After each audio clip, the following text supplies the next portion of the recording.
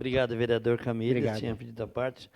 Eu quero também cumprimentando o poder público, na pessoa do senhor prefeito, Adiló de Domênico e outros envolvidos, né, por ter essa força, essa coragem.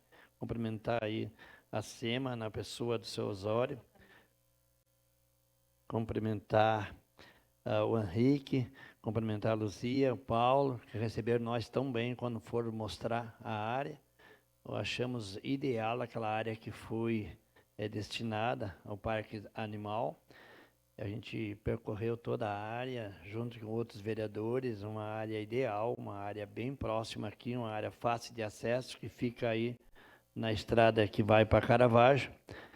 E dizer que esse vereador vai votar sim e vai também apoiar essa causa animal, porque eu estou todo dia envolvido na causa animal, porque vejo as ONGs aí, as casas todas cheias, não tem lugar onde botar mais os animais, e podemos também pedir aí para o meio ambiente que nós poderíamos fazer um trabalho de prevenção, fazer essa castração em massa nos bairros de Caxias do Sul. Eu falo ali pela minha região, o que está de aumentando de cachorro solto na rua, aquela região ali do Serrano, na REC, por ali, por ter as represas, por ter as ruas menos movimentadas ali próxima, aonde estão soltando muitos cães ali, e eles passam por momentos bem desagradáveis. Ainda ontem, um cachorro de porte grande, um cachorro branco, estava andando pela rua sem destino e me chamava essa atenção.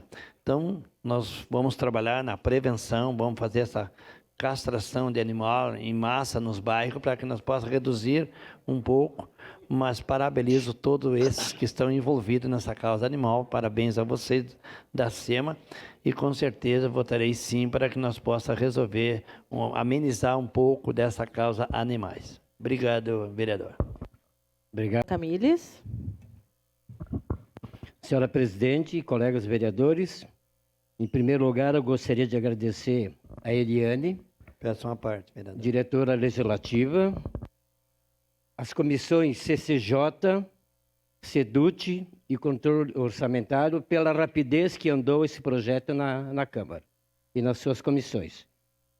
Agradecer também a presença do Henrique, da Luzia, que a gente sabe que são os batalhadores, e eu achei o local muito bom para ser instalado o novo Centro de Bem-Estar Animal. Não poderia também deixar de agradecer à presidente Denise por ter ajudado a andar rapidamente esse processo. E foi uma atitude muito corajosa do prefeito Adiló, do secretário Osório, o senhor Henrique, Paulo e Luzia.